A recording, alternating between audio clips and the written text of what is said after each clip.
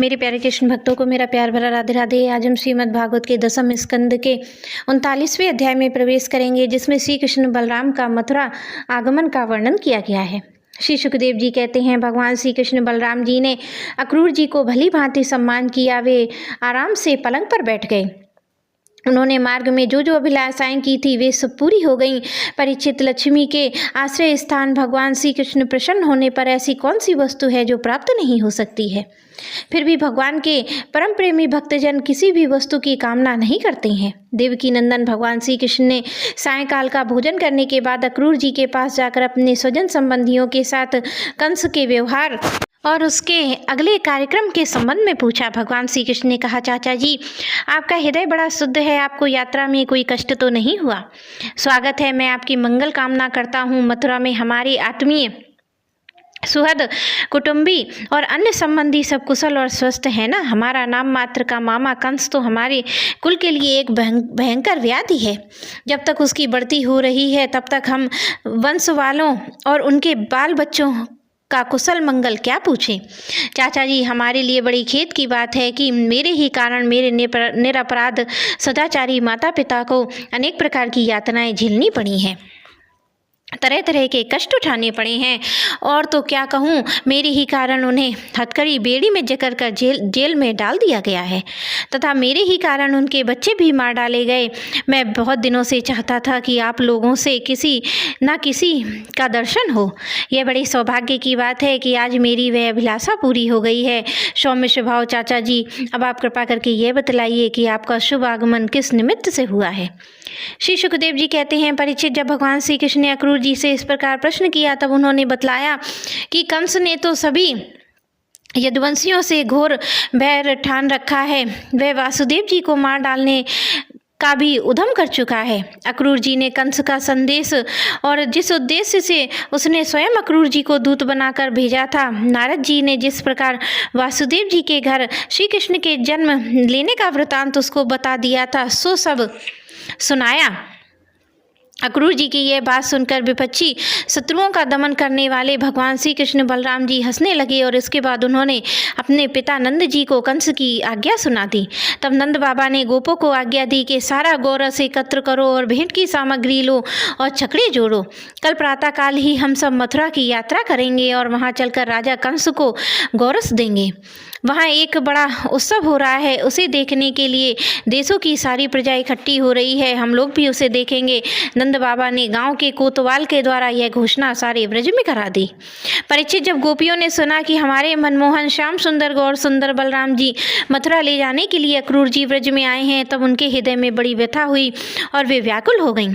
भगवान श्री कृष्ण के मथुरा जाने की बात सुनते ही बहुतों के हृदय में ऐसी जलन हुई, गर्म सांसें चलने लगी, मुख कमल कुमला गया और बहुतों की ऐसी दशा हुई कि वे इस प्रकार अचेत हो गईं और उनकी खिसकी हुई ओढ़नी गिरते और हुए कंगन और ढीले और जूड़ों तक का पता न रहा।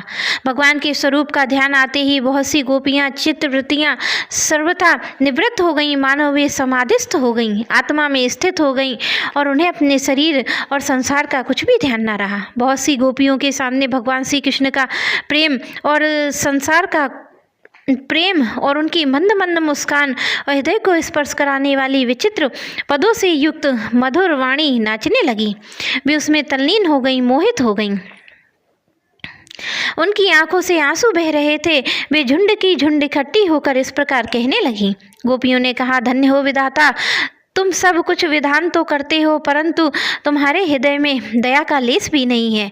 पहले तो तुम सौहार्द और प्रेम जगत के प्राणियों को एक दूसरे के साथ जोड़ देते हो और उन्हें आपस में एक कर देते हो, मिला देते हो, परंतु अभी उनकी आशाएं अभिलाषाएं पूरी भी नहीं हो पाती हैं। वे तृप्त भी नहीं हो पाते हैं कि तुम उन्हें व्यर्थ ही अलग कर देते हो। सच है, तुम्हारा ये खिलवाड़ बच्चों के खेल की तरह व्यर्थ ही है। ये कितने दुख की बात है विधाता, तुमने पहले हमें प्रेम का वितरण करने वाले श्याम सुंदर का मुख कमल दिखलाया, कितना सुंदर है। वे काले काले घुंघराले बाल, कपोलों की झलक तुमने एक बार तो हमें वह परम सुंदर मुख कमल दिखाया और अब उसे ही हमारी आंखों से ओझल कर रहे हो। सचमुच तुम्हारी ये करतूत बड़ी ही अनुचित है। हम जानती हैं इसमें अक्रूर का दोष नहीं है, यह तो साफ ही तुम्हारी क्रूरता है। वास्तव में तुम ही अक्रूर के नाम से यहाँ आए हो और अपनी ही दी हुई आंखें तुम हमसे मूर्खों की भांति छीन रहे हो। इसके द्वारा हम श्याम सुंदर के एक एक अंग में तुम्हारी ही सृष्टि का संपूर्ण सौंदर्य निहारती रहती हैं। विधाता तुम्हें ऐसा नहीं करना चाहिए। अहो नंदन श्याम सुंदर को नए नए लोगों की नेह लगाने की चाट पड़ गई है। देखो तो सही, इनका सौहार्द, इनका प्रेम एक ही क्षण में कहाँ चला गया।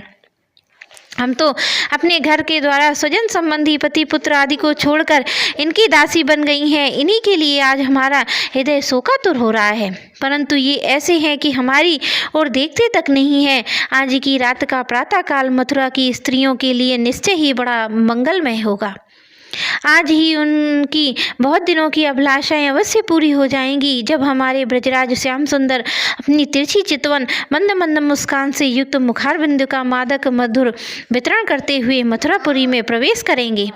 तब वे उसका पान करके धन्य धन्य हो जाएंगी। यद्यपि हमारे श्याम सुंदर धैर्यवान होने के साथ नंद बाबा आदि गुरुजनों की आज्ञा में रहते हैं, तथापि मथुरा की युवतियाँ अपने मधु के समान मधुर वचनों से इनका चित्त बरबस अपनी ओर खींच लेंगी और उनकी इस सजल मुस्कान तथा विलासपूर्ण भाव भंगी में वे रम जाएंगे। फिर हम ग्वालिनों के पास यहाँ क्यों लौट कर आएंगे। धन्य है आज हमारे श्याम सुंदर का दर्शन करके मथुरा के भोज अंधक वैष्णवी यादवों के नेत्र अवश्य ही परमानंद साक्षात्कार करेंगे। आज उनके यहाँ महान उत्सव है। साथ ही जो लोग यहाँ से मथुरा जाते हैं उनका रमा रमण गुणसागर नटनागर देवकी नंदन श्याम सुंदर का मार्ग में दर्शन करेंगे, वे निहाल हो जाएंगे। देखो सखी, यह क्रूर कितना निठुर, कितना हृदयहीन है। इधर तो हम गोपियाँ इतनी दुखित हो रही हैं और ये हमारे परम प्रीतम नंद दुलारे श्याम सुंदर को हमारी आंखों से ओझल करते हुए बहुत दूर ले जाना चाहता है और दो बात कहकर हमें धीरज नहीं बंधाता है, आश्वासन भी नहीं देता है। सचमुच ये तो अत्यंत क्रूर पुरुष का नाम अक्रूर नाम ही होना चाहिए। सखी, हमारे ये श्याम सुंदर भी तो कम निष्ठुर नहीं है। देखो देखो, वे भी रथ पर बैठ गए हैं और मतवाले गोपगण छकड़ों के द्वारा उनके साथ जाने के लिए कितनी जल्दी मचा रहे हैं। सचमुच ये मूर्ख हैं। हमारे बड़े बूढ़े उन्होंने इन लोगों की जल्दबाजी देखकर उपेक्षा कर दी है कि जाओ, जो मन में आवे करो, हम क्या करें। आज विधाता सर्वथा हमारे प्रतिकूल चेष्टा कर रहा है। चलो हम स्वयं ही चलकर अपने प्राण प्यारे श्याम सुंदर को रोकेंगी और कुल के बड़े बूढ़े बंधुजन हमारा क्या कर लेंगे। अरे सखी, हम आधे क्षण के लिए भी प्राण वल्लभ नंद नंदन का संग छोड़ने में असमर्थ थीं। आज हमारे दुर्भाग्य ने हमारे सामने उनका वियोग उपस्थित करके हमारे चित्त को विनिष्ट और व्याकुल कर दिया है।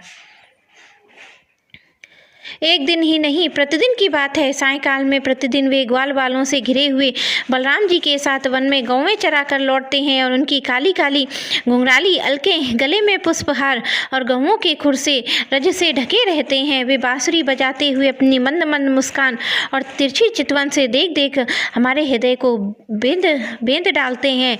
उसके बिना भला हम कैसे जिएंगी। श्री सुखदेव जी कहते हैं, परीक्षित, गोपियाँ वाणी तो इस प्रकार कही रही थी, परंतु उनका एक एक मनोभाव भगवान श्री कृष्ण का स्पर्श और उनका आलिंगन कर रहा था।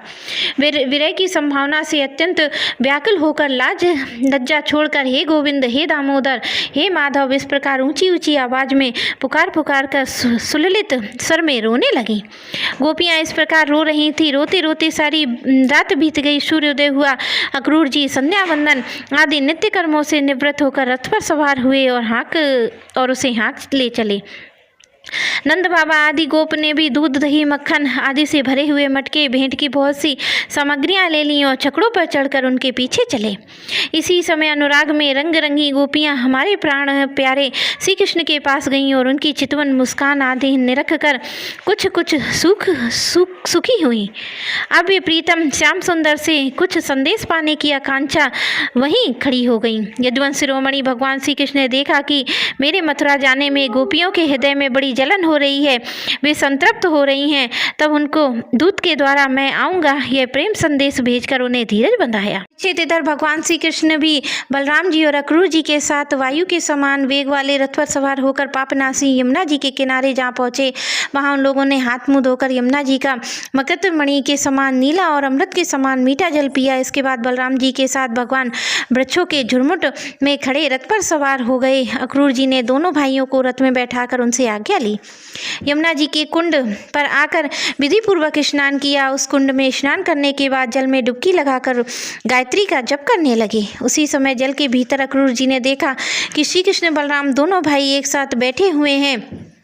अब उनके मन में शंका हुई कि वासुदेव जी के पुत्रों को तो मैं रथ में बैठा आया हूँ, अभी यहाँ जल में कैसे आ गए? जब यहाँ तो शायद रथ पर नहीं होंगे। ऐसा सोचकर उन्होंने सिर बाहर निकाला। वे उसी रथ पर पूर्ववत बैठे हुए थे। उन्हें यह सोचकर कि मन में उन्हें जो जल में देखा था वह भ्रम ही रहा होगा, फिर डुबकी लगाई, परंतु उन्होंने वहाँ भी साक्षात अनंत देव शेष जी विराजमान हैं और सिद्ध चारण गंधर्व असुर अपने सिर झुकाकर उनकी स्तुति कर रहे हैं। शेष जी के 1000 सिर हैं और प्रत्येक फन पर मुकुट शोभित है। कमल नाल के समान उज्ज्वल नील शरीर पर नीलांबर धारण किए हुए हैं। उनकी ऐसी शोभा हो रही है मानो सहस्त्र शिखरों से युक्त श्वेतागिरी कैलाश शोभामान हो। गुरु जी ने देखा कि शेष जी की गोद में श्याम मेघ के समान घनश्याम विराजमान है। वे रेशमी पीताम्बर पहने हुए हैं और बड़ी ही शांत चतुर्भुज मूर्ति है। शंख के समान उतार चढ़ाव वाला सुडौल गला, गहरी नाभि और त्रिविल युक्त उदर पीपल के पत्ते के समान शोभायान है। स्थूल कटि प्रदेश नितंब हाथी की सूंड के समान जांघें और सुंदर घुटने और पिंडलियां हैं। एड़ी के ऊपर की गांठें उभरी हैं और लाल लाल नखों से दिव्य ज्योतिर्मय किरणें फैल रही हैं और चरण कमल की उंगलियां अंगूठे नई नई कोमल पंखुड़ियों के समान सुशोभित हैं।